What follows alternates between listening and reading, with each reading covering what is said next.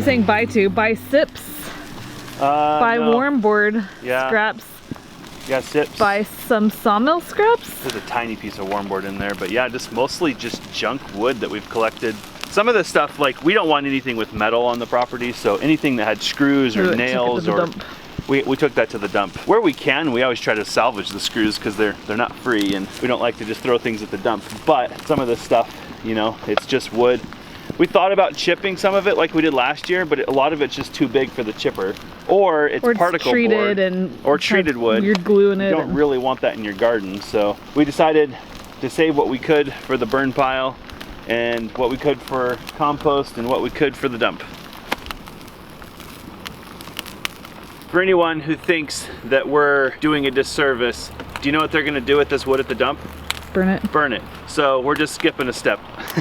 A portion of it does get recycled and turned into wood chips, and then they burn it. So it really is a matter of at what stage does it get burned.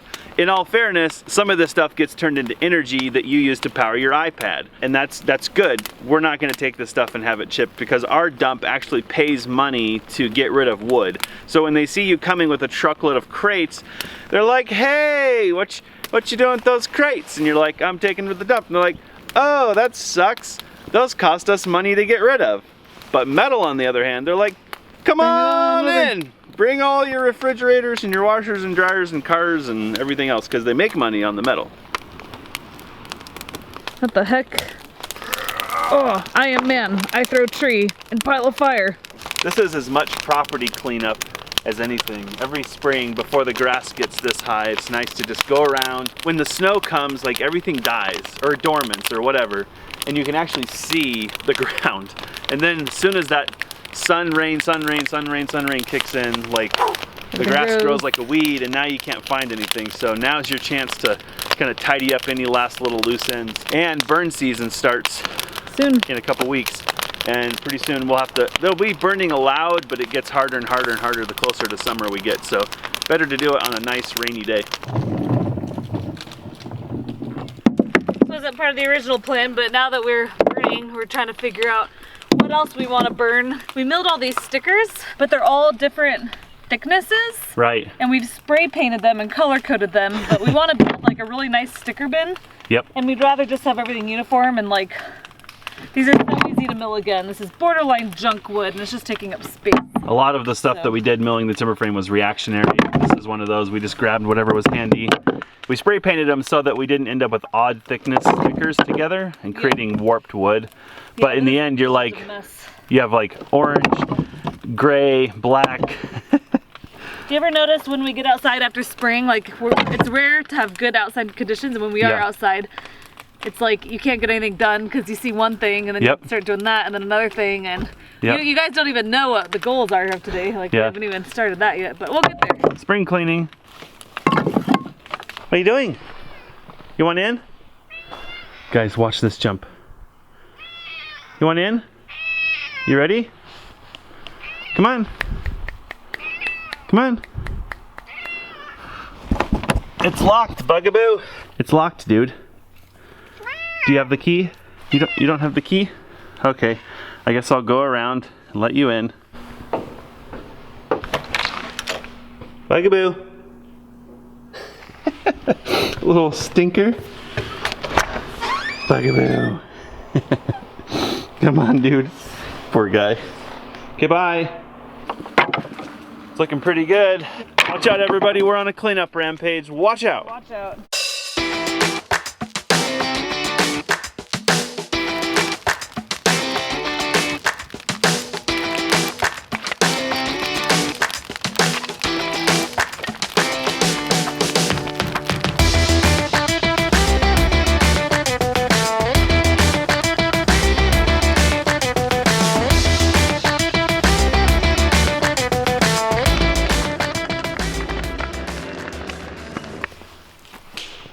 Are you ready? I'm ready. What's the plan? The project? The plan is to build 2 raised beds in the middle. Yep. Which is gonna bring us out to about here. Man, I would really love to finish that bed, but that's kind of a bonus. That would be a bonus, but it's doable. It is doable. In my plans, this is all accounted for. Oh, okay. Because I didn't realize I stopped short. Oh, yeah. Because I ran out of wood. And our big goal is to be ready for gardening season. We're not there yet. We want to be to the point where all we're waiting on is starting our seeds indoors and transplanting them to the garden or direct sowing our seeds. And we're not there because we're missing a bed. Yeah, last year we used these black plastic bins, which worked really well. We're going to use those this year, right? Those aren't off the table. The whole plan was to have the beds stop about right here. That way you could open the gate and you could bring a garden cart and there was room for the garden cart. And move around. We're not planning on filling the beds today, just getting them built because filling them is pretty easy. Well, building them won't be too hard, but we've got to dig through the boneyard and find materials. So there's 11 feet between the beds side to side, and you're wanting to build a 4-foot bed. Yep. So there'll be 3.5 feet on the outside, or about 42 inches for the wheel cart to get through. I don't know that you really need to like literally drive the cart all the way around. I agree. Like come down and then go back. You may want to have room to stand next to the cart, like walk past the cart, or you may have to just pull the cart in and then as you walk out, push the cart back out. You can unload the cart from one side or the other. Right. Like probably not the handle end, but. Correct, yeah. Okay, let's measure that, and then I think just mapping this out is gonna like make the whole thing make more sense in our heads, right? So go to the bed all the way there. And let's just mark off 3.5 feet. There's. So it's about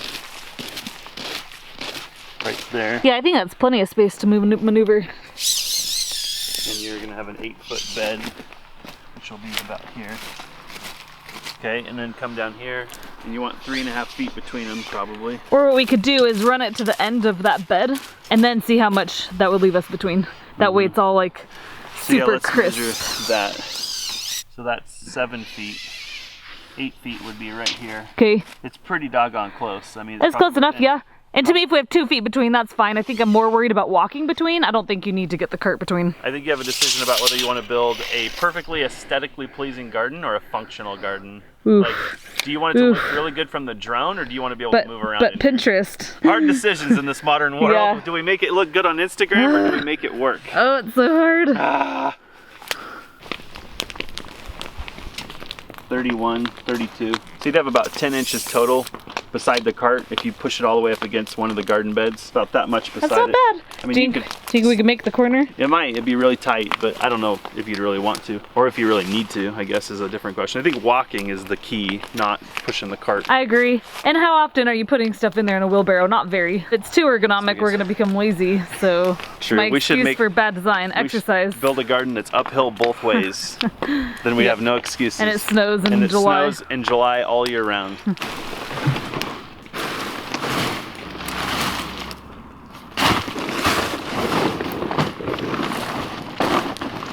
Those came out of here, as well as a bunch of burnables. And now this trailer's free to use again.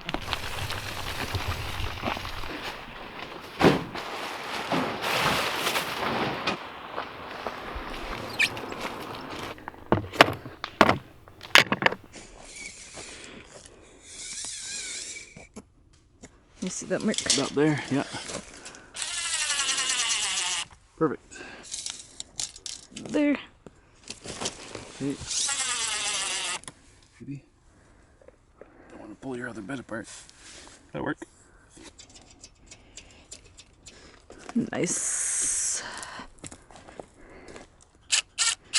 So I made this garden particularly hard on myself because it's built on a slope. It's kind of built into the hillside. So all the tops of the posts and all the tops of the bed are level with each other, but it's been on unlevel ground. So that's why we can't just build a square and level bed, because when we set in the garden, it's gonna tilt. And the food doesn't care, but that's not what we want.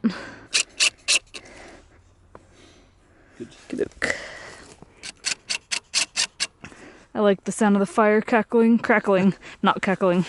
It is kind of in the background, sounds like we're camping. Yep. Not that I love camping, but... Yeah, that's why we used a marker when we did our concrete, remember? Yep. It's pretty hard to mark with a graphite pencil. You don't want to tie it super tight. Nope. It's not about tight, it's about just being on the line. I like it. Wow, this makes me really happy. So if you're wondering, this bed is 4 foot wide in the middle, because 2 feet is pretty comfortable from either side to reach. You don't want to be reaching over 4 feet. And these beds on the outside are 3 feet because you can't get to them from the other side, but it is a little bit more of a stretch. But that was kind of my grand plan to maximize the space here. So I really like this layout. Yep, and then we'll just pull 8 from the other side. Like I'm playing Chinese jump rope. Yep. Here you go. Guys, I have a little secret I have to share. Alyssa said I can share, so it's okay. Her jeans look like they have pockets. They're not real pockets. So Alyssa's like, I was gonna grab my pocket knife, but I don't even have a pocket anyway. Carhartt, Duluth, you guys. So we need you guys to kind of step up here and think about those working moms, you know, that need pockets. Come on. And if we have to, we'll start signing petitions. We're not above it. Looking good.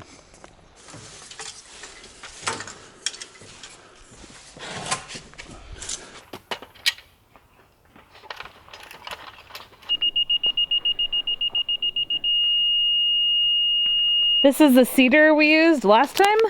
Yeah. But from my memory, I did comb through all the good cedar, and what's left is a lot of junk. I agree with that. We can dig through this for a minute. I mean, it'd be nice to get rid of it. Right. We've been saving it forever. Yep. We also have that little bed on the end if we want to measure for it real quick. Oh yeah, that too. So yeah, let's just dig through this pile for a while and find our materials. That one looks pretty junky. It is, but it's good enough for a garden. You're not gonna walk on it, you know? Well, some stuff too, where there was a hole, I'd put like a 2x4 on the inside. I know, like super tacky. Catching the boat. This one, oof, not much left of that one. Just makes building not fun. Ask us how we know. That.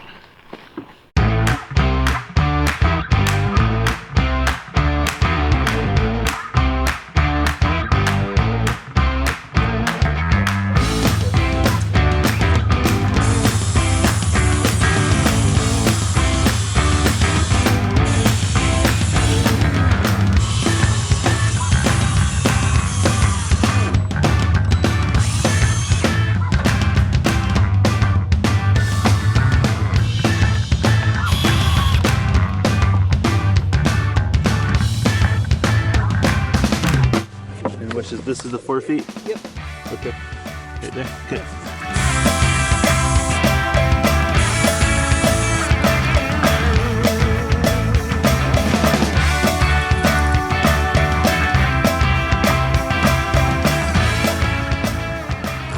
Looks like it's probably 9 feet or something. 9. Yeah, so we'll cut a foot off of that. That'll work good. Yeah. So that's 1 8-footer. This will be 2 8-footers. 1, 2, 3. And that looks like a 12, so I don't even think this one needs to be measured. 1, 2, 3. 1, 2, 3. Let me just make a cut here. Okay, square and cut. Yeah.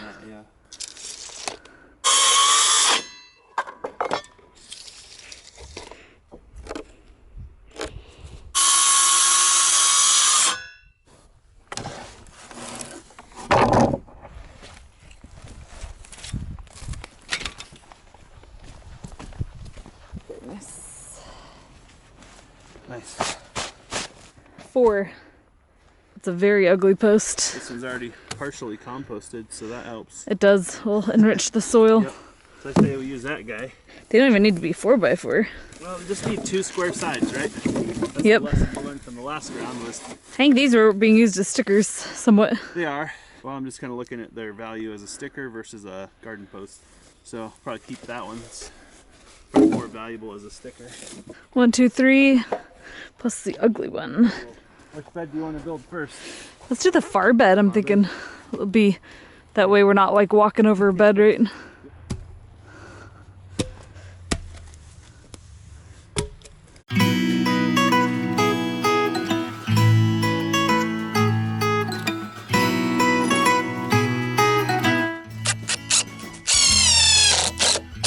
Man, I missed that.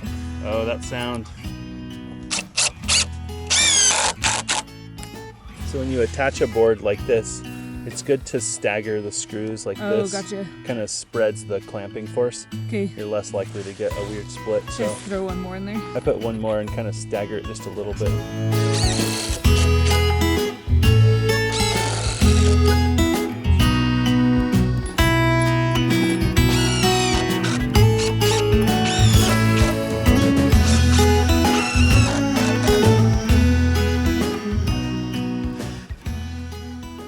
Let's see. Oh, let's start with the easy boards because we're lazy. I know we shared this many moons ago. These are from the barn in the house that we tore down almost 4 years ago now. So we learned that this is 1x12 cedar, and it was milled at a local sawmill, and that puts this lumber probably somewhere around 70 to 80 years old, which means our neighbor who worked at that sawmill when he was a teenager probably milled this lumber. Yeah, this isn't just wood, this is like history. So I got this. If you just want to come put this board on here and just put one screw in it. That way the board will hinge. And then I'm gonna hold this, if you could clean that bark mulch out below just a little bit. Good, don't dig it out, just clean it out.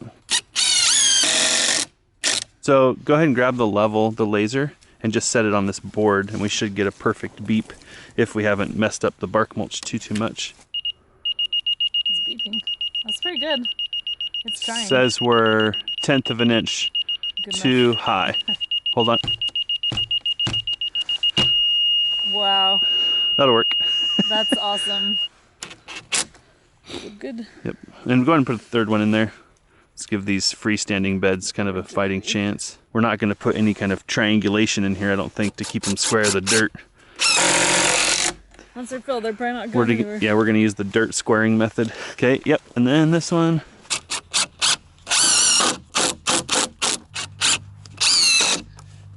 It's pretty good.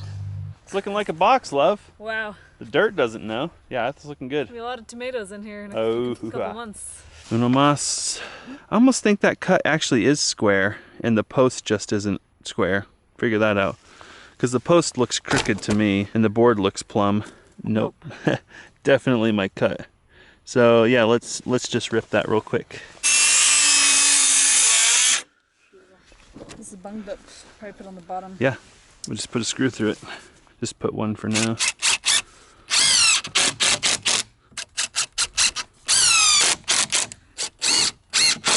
That's looking pretty good there. Yeah, let's see if this worked out. It's pretty good. How far are we off? 0.36. Oof, Quarter of an slacking. inch. Little high? Little high. That's level. So this side's high. I can see that actually. It's not in the. It's not down in the mulch. So let's get it down. Check that. I'm thinking that's gonna be it. 0.7? 0.18. 0.2. 0.2. Let's try that. 0.2. 0.2 what? Up or down? That's too high. Too high. Okay, guys. I guess the tomatoes are gonna be a quarter of an inch too high. Oh well. Good enough.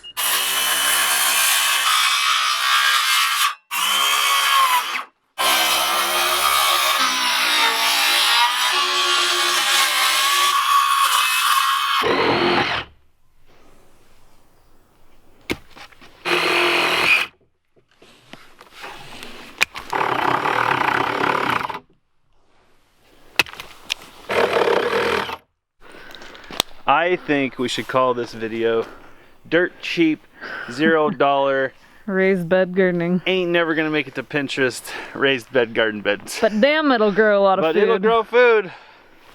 1 down, 1.5 to go.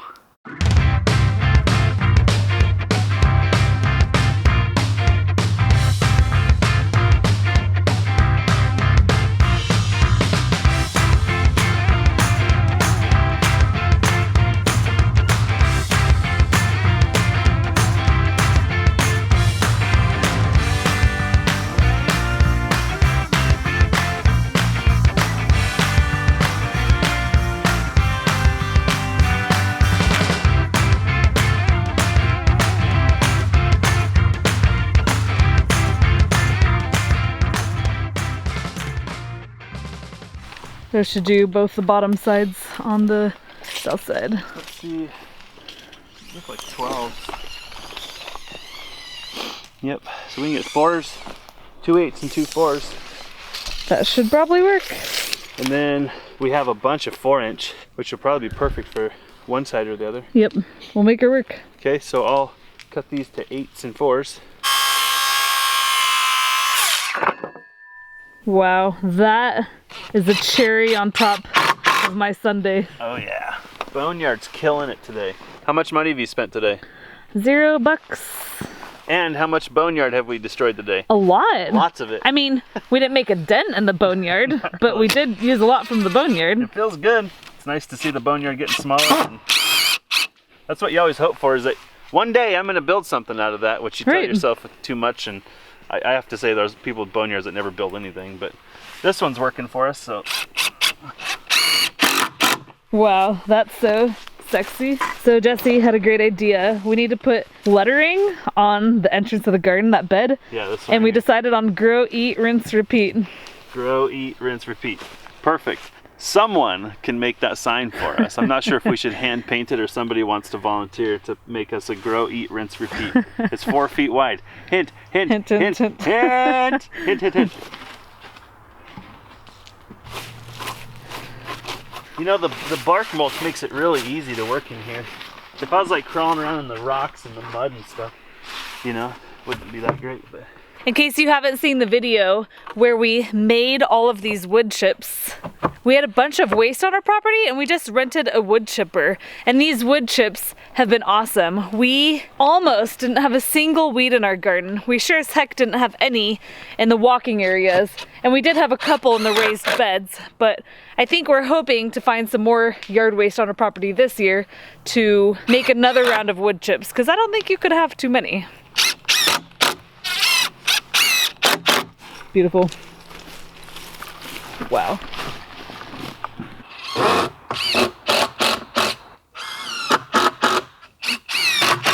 Are you happy exactly there? yeah, you? Yeah.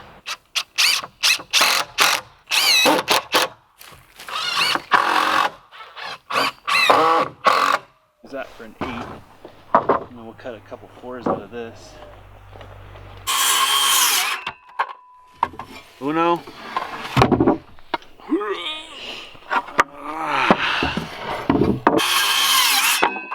Don't say.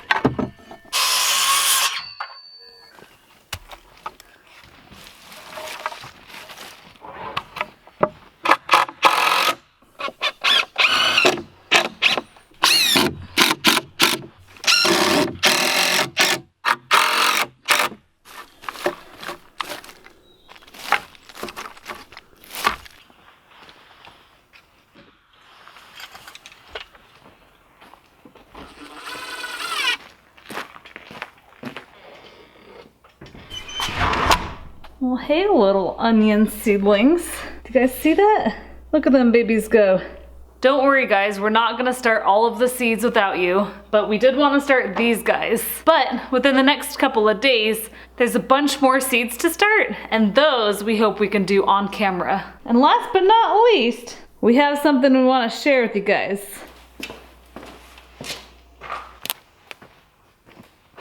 Wow, is that the last one? That's the last one. Well, nice. you put screws and everything, but Yeah. Oh yeah, that is the last one. these beds look good.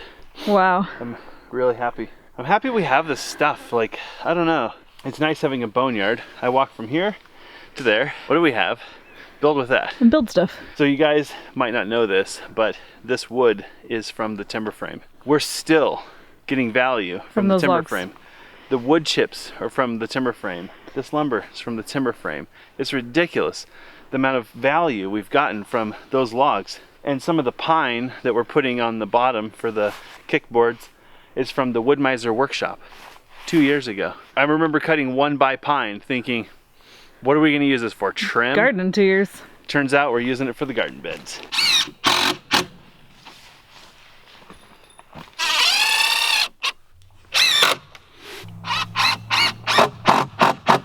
we were kind of tallying up in our mind how much money we would have into this garden so far if we were to buy everything. Yep. And we estimated that this garden probably is a value of maybe $1,000 so far, right? Yep. Just between everything that we've brought in here. And to me, that's why a boneyard. Yeah. Is that there's so many projects on your property that's not the house. Like, a house isn't a home. The deck helps make the home, the garden helps make the home, and all these other little things that we've done. So even though we're not doing reclaimed materials on the house per se yet, there is just so many miles that we've gotten out of them. Something we kind of learned with the cabin that was not an obvious lesson, but it was good to learn. There's really two ways to build something. You can start with a set of plans, which I think a lot of people do. When you do that, you create a lot of waste. If you go outside of most modern homes while it's being constructed, you'll find a dumpster. And that's because no real thought, but like less thought is given to maximizing the material and more thought is given to the design. And there's no greater offender than the custom home where it's like, you know what, whatever it takes, I don't care, big dumpster outside. Economical homes are more about maximizing each material. The other way to build something is to start with the material that you have and build around that. We did that with the cabin. It was really difficult because you're really limited, which of course is why people don't do it. This garden is an example of Alyssa really working around the materials that she had. And we could have drawn out a garden, gone to the internet, got garden plans, went down to the Do It Best Center and bought materials, and we would have had a beautiful garden. It would have been very expensive. But this is an example of what you can build if you start with the materials and you really think about what you need, and you just learn to work with the materials. We kind of realized when we were building the home, we fell into that trap. We wanted to build a beautiful home, and it turns out that building that thing from the ground up with reclaimed materials, I don't think we could do it. Well, you could either build around your materials, or you could build the home that you want and make the materials match, in which case it doesn't work that way. But if you want to spend years going to auctions and collecting windows and roofing, then you could design a home around the materials you have. And people do that. And it's great. It works. That'd be a great project one day. It just didn't work for us. For this house, we actually see houses in this area where there's like no two windows in the whole house that match, but they have no mortgage. So judge away. Right. Now, we were in a position where thankfully all of our windows match, but like we were prepared to not do that. And I think that's a beautiful lesson from this garden, is that there's two ways to achieve the same objective. One involves spending quite a bit of money, and this one doesn't. That's such a big box. Are you ready? I'm ready. I think everyone's gonna be really, really excited. I'm kind of excited. Like about this. This is like another one of those holy smokes emails we get. I'm just like, are you kidding me? This is from Dave and Sandy. They're based out of Missouri. Missouri, okay. Oh, not yet. One more layer. One more layer. Oh, tease, tease, tease. Oh boy. How cool is that? Oh my gosh. What is this thing? 3, 2, 1. That's our house. Isn't that crazy? That's our garage doors. Oh my gosh. That's our man door. This is an insect hotel. This attractive hotel provides a sheltered place for insects to call home.